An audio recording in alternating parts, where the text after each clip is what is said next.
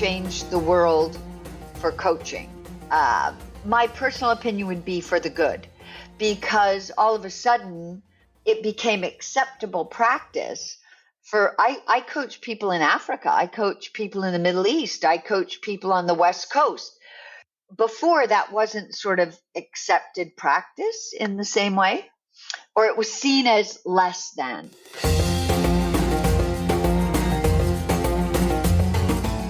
Hi friends, this is Read and Write with Natasha podcast. My name is Natasha Tynes and I'm an author and a journalist. In this channel, I talk about the writing life, review books, and interview authors. Hope you enjoy the journey. Hi everyone, and welcome to another episode of Read and Write with Natasha. We have with us today Antonia Bowring, who's a highly credentialed top New York executive coach. She's a frequent speaker to companies and groups on topics ranging from mindfulness, ADHD in the workplace, and communications best practices. Her latest book, Coach Yourself, Become the Best Version of Yourself Using Practical Frameworks, shares insights and expertise, offering readers an opportunity to unlock their full communication potential. So, Antonia, thank you for joining me today. So excited to have you today and talk about communication, since this is something I'm familiar with, since this is my background. Yeah. And so first, Antonia, I want to talk about your book, Coach Yourself. Yeah. So are you saying we don't need coaches anymore? We can just coach ourselves? So let's hear about your book. Sure. And I also just want to say I'm really happy to be here. I'm really happy to talk about the book and writing in general. And also, I love that you said her latest book. It's actually my first book, but it won't be my last. That's for sure. Exactly. So thank you. Exactly. That was intentional, by the way. Thank you. I like that. I like that. Words matter, right? Of course. And do we need coaches? Well, that is a yes, no, maybe answer. Okay. So yes, I think there will always be a place for coaches, real people. I think increasingly we are seeing a lot of it go online, and we can talk about that in more detail. I think there's some definite pros to that. And can you coach yourself? Yes, absolutely. What you need to coach yourself is a learning mindset, that you have to show up with that. Yeah. And you need a certain amount of resilience, because it's harder without a kind of built-in accountability system of another person. Correct. And thirdly, you need some good resources like my book to help you on that journey. So I'd say, this is not scientific. I'd say you can get 75% of the way there if you have the learning mindset and the resilience without a human coach. I see. Absolutely. So I personally hired a coach. I hired a business coach, and it was really amazing for me. And I believe in the power of coaches. But I hear lots of skepticism about coaching, especially online coaches, right? So some people say like anyone can be a coach. You don't need any certification. And people like pop up on online. I say I'm a fitness coach. I'm a wellness coach.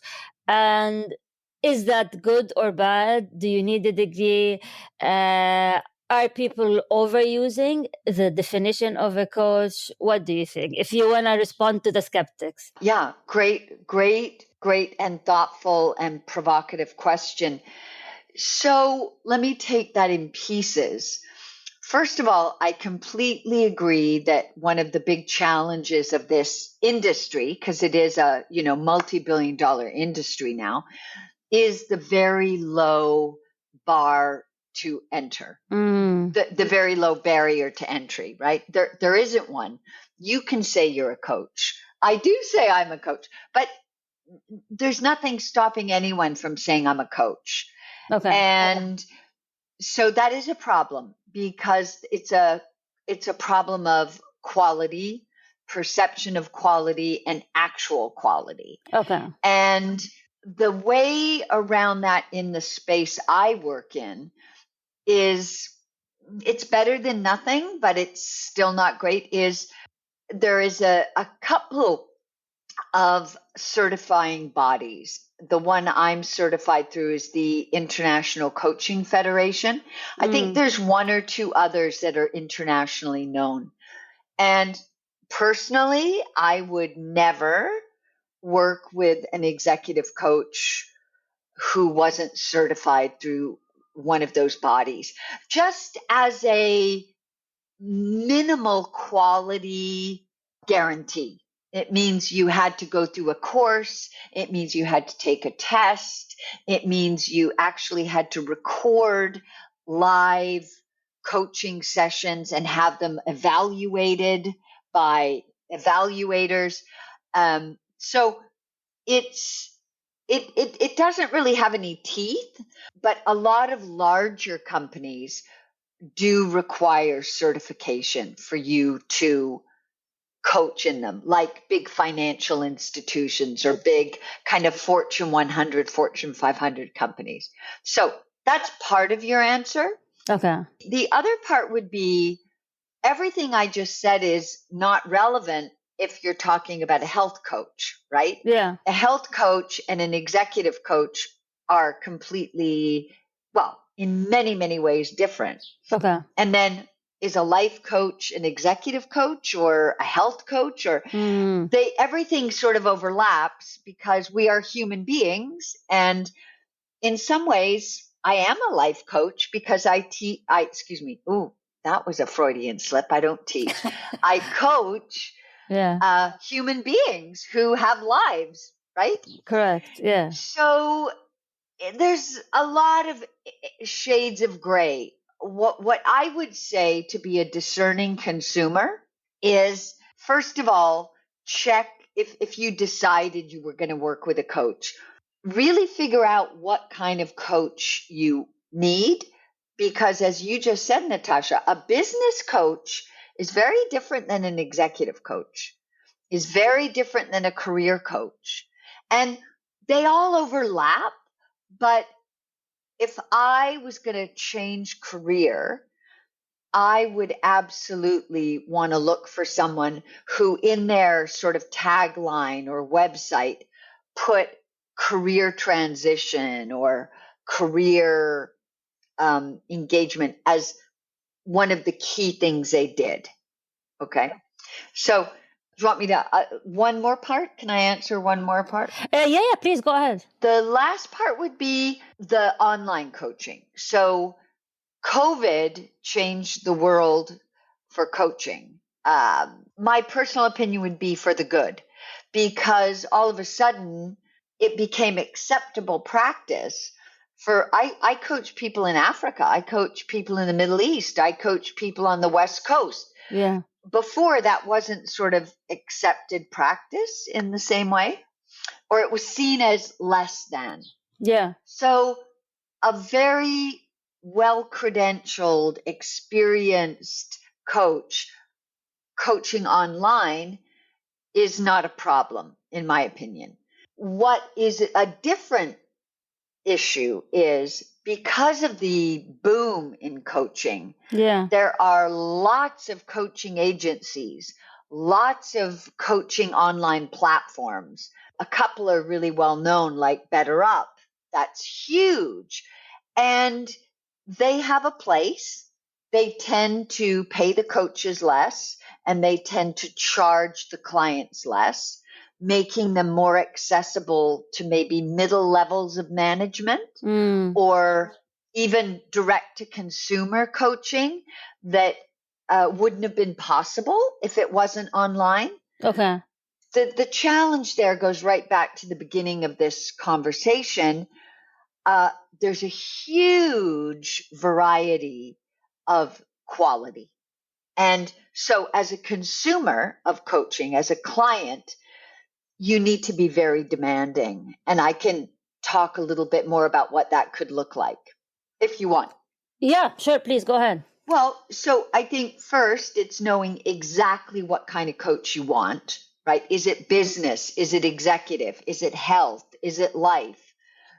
And everybody who's a coach will give you a 30-minute chemistry meeting or get to know you free meeting. And if they don't, walk away. Like that's part of our business development process. And if someone won't do that, walk away. Secondly, always, even if it's just for your own like peace of mind, talk to at least 2 coaches so that you can feel fit, feel that intangible, just gut reaction to, oh, I like this style better, or I feel like I might be able to create trust with this person more easily. And then the last thing I would say, particularly if you're paying, but even if your company is, if it's not working for you, number one, talk to the coach right away. And if you don't get the reaction you're looking for, find someone else. And even if the coach says, oh yeah, okay, let's try it this way, and it doesn't work, find another coach. You need to be a discerning customer. Okay. So let's do this. I want to be a book coach, right? And I have a lot, like 20 years or actually more. Now you know how old I am of writing and publishing, and published a book and in the process publishing another one. And based on my, over 2 decades of experience and running multiple cohorts, I think I'm qualified enough to coach, and I've already coached people. Actually, I did not even advertise it. People came to me, asked for private coaching. So, because I saw the market demand, I'm in the process now of launching my own coaching program. Is this true, or are you? It is true. It is true. Okay. So you're giving me free advice here. So. And I'm hope, of course, it's going to be helpful for anyone who wants to do this. Do I need to get a certification in book coaching, or no, to make me more credible? In what coaching? In what book coaching? Book coaching, and there's an organization that offers that. I looked into it, and it's like maybe a couple of grand. Is it really worth it? Okay. So great question. I know you're a journalist. So I want to take this in pieces. Okay. So you want to be a coach and you have a skill set. All right. First of all, in today's market, it's very difficult to just say, I'm going to be a coach, right? So the idea that you are building that expertise or offering on top of a skill set you have, right, is super important. What do you mean? Well, you know how to publish and write books, or you understand journalism, right? So you need to build coaching on top of an existing set of experiences and skill set. Correct. Yeah. Okay. But that's not what a lot of people do, but you do. Like, because partially you have to go out into this very busy market and be able to differentiate yourself. Okay. There are a gazillion coaches out there. What's your particular value add, your value proposition that differentiates you? Well, it's going to have something to do with journalism or the process of writing and getting published. Okay? Right. So I love that. That's great. Okay. The second thing is you need to be very clear. Are you doing consulting or coaching? They're not total. They're different, right? A consultant says, I am going to give you 3 options and I'm going to recommend one of them. And you're paying me for my expertise that is actually usually about the content. So if I was going to come to you and say, I want to write a book, how do you recommend I go about writing it? And you tell me this is the process. Personally, I think that's advising and consulting. I don't think that's coaching. Interesting. Then we get into semantics, right? To me, coaching is more a practice of helping you find the answers inside yourself. I don't know them. Only you know your answers. Now, that's coaching in its purest form, what the ICF wants you to do to get certified. Okay? I see. So you basically guide them to unlock what they really want. You open them up to it through questions, tools, frameworks, whatever your process is, so that you can answer your own questions. That's very different than saying, here's how you set up a publishing business, or I see. here, and it's a little bit different than some career coaching, which is a lot about accountability of, did you call 5 recruiters? Have you looked on LinkedIn and found 10 jobs you want? That's very tactical, sort of transactional coaching, right? But what I also want to say is there's a kind of a huge array. So you need to know when you go out into the market, who am I and what's my service? And then you need to decide how to describe it. Okay? I see. And the one last thing I wanted to say is, if you think you want to be a coach, and I would never hire anyone to be a coach.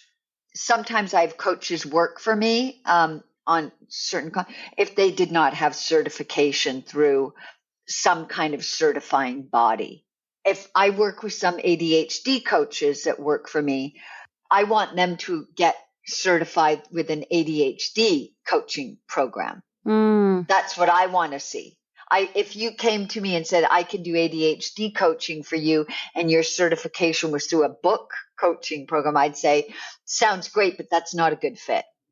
So to me, I think there are obviously always exceptions to the rule, but if you're a good coach, you've invested in the learning, the process of coaching, and you've invested in being certified. There are exceptions, but that's my POV. So you're saying like I should go ahead and invest in a certification? Yes. If you want to be a coach. I don't know if that's actually what you want to be, or you want to be an advisor based on your experience and skill. I don't know if I put it this way, it wouldn't hurt, right? It would not hurt you, and that's not a very high price tag. Correct. Yeah. It almost seems a little bit too low, if you want my personal opinion. Too low if what? A price for the training. A couple of grand. Yeah, okay. Because, by the way, the training does not get you certified, okay, through the ICF. If you take a coaching program, you still have to go through the testing that the ICF administers.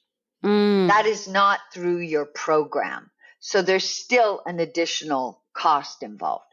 And the ICF certifies all sorts of coaches, or only executive coaches? It does. No, all sorts. That's good to know. I don't think they do. Like, I know they do life coaching. I know there's ADHD coaching. I don't know if it's like health coaching. I don't think it is, but I'm not sure. I can't speak to that. Okay. I want to shift gears a bit here and talk a bit about ADHD. Sure. And the reason I mention ADHD, I know that you have a lot of focus on coaching people who have ADHD. And I've noticed lately that there's a lot of adults that now identify as being ADHD, and it has not been the case.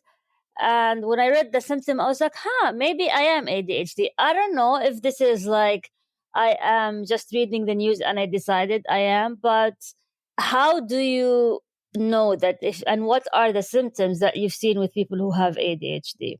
Okay. Well, I'll tell you just textbook wise. Okay.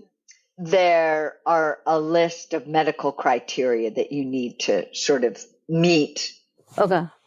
But one thing is ADHD, and this is my understanding and my understanding of where the research is today. You do not develop ADHD over your life. It is a neurobiological condition. You're born that way. Your brain is wired differently. Okay. So you don't catch it like a virus, or you don't develop it in high school.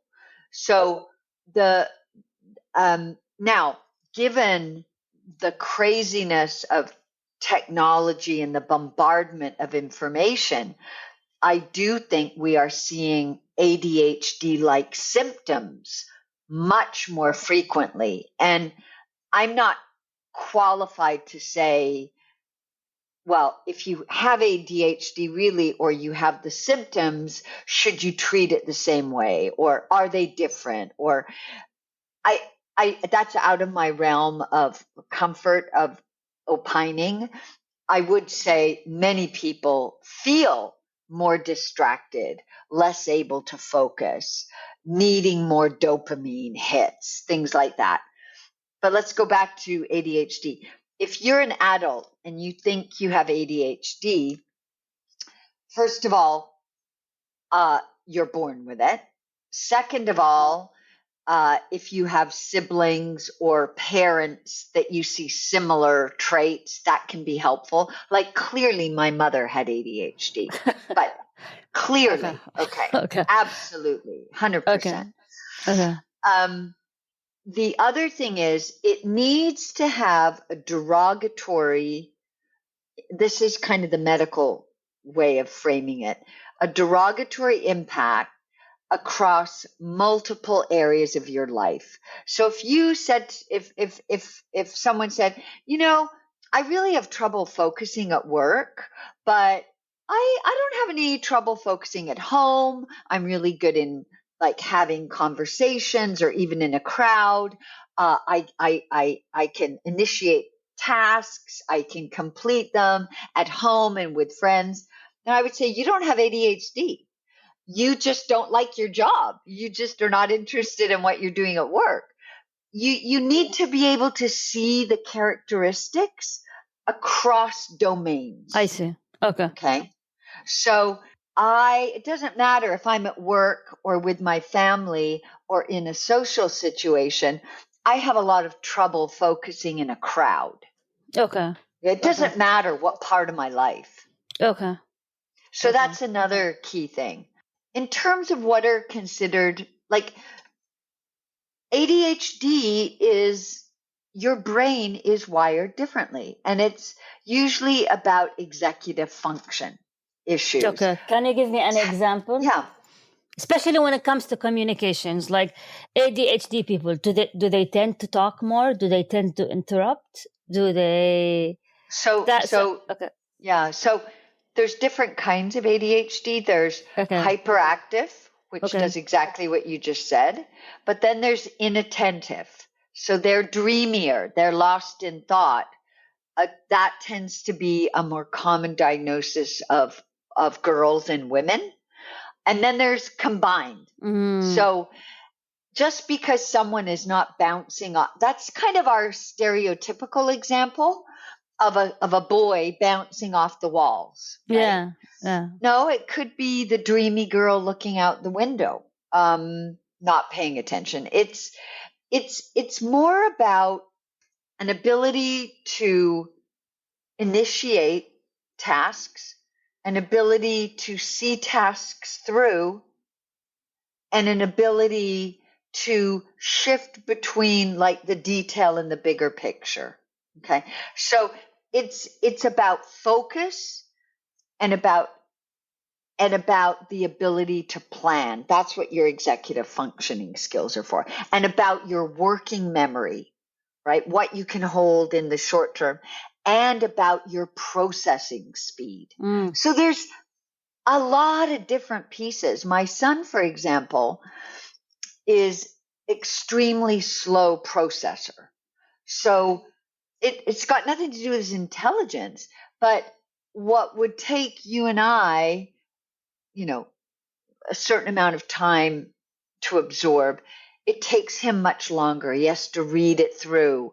And now is that he processes slower. Okay. And that's part of the learning and retention. So there's also impulsivity. Is there that space between the amygdala and the prefrontal cortex where you can like slow down enough to make a rational decision versus just reacting? Yeah. And then there is also, this is not strictly in the diagnosis, but like a hypersensitivity is also very high co-occurrence of addiction with ADHD. And the research today is saying ADHD brains are looking for more dopamine and looking for quick hits of dopamine. They don't have the ability to, and I might not be using the quite right words here, like from a medical point of view, but I need quick hits of dopamine to keep me motivated, because what might motivate a neurotypical person and be enough dopamine isn't enough for me. So I look for it in other ways. I have to get up. I have to move. I have to, like a bright, shiny object. I'm constantly looking for ways to keep myself engaged in a productive way. Wow, fascinating. So we have a few minutes left, and I want to ask you a bit about your writing process and your publishing journey. And the reason I'm asking, because as of course, it's a podcast about writing and publishing, and I'm curious to know, how did you publish your book? Did you find an agent? Do you self-publish? If you found one, how was the process? So if you can walk us through your publishing journey. Yeah, sure. So I had been writing for a while online and getting certain things published, primarily on Forbes. And then Wiley, who's my publisher, contacted me and asked me if I wanted to write a book. And I said yes. And then we still went through a process of them kind of finally accepting my proposal, but they came to me. Wow. And yeah. So that based on the articles that you published in Forbes and other big publications, did you have to find an agent after you found the publisher? No, I did not have an agent. No. And you're still unagented now? Correct. Yeah. Correct. Okay. Yes. Do you want to find an agent? Because one of the things that I hear from other authors is you need to have an agent to be protected. So I want to hear your thoughts on that. Well, I am going to write another book, and I have a very good friend who's an agent. I am going to ask her if I need one. I trust her. And I have ADHD. I don't do a ton of research. It's possible. Look, my book came out literally a month ago, so it's very early days. I have an idea of what my next book is. I'm not sure who is the right publisher. Okay. It could be Wiley again. Okay. Wiley might not think they're the right publisher. I don't know yet. Certainly that,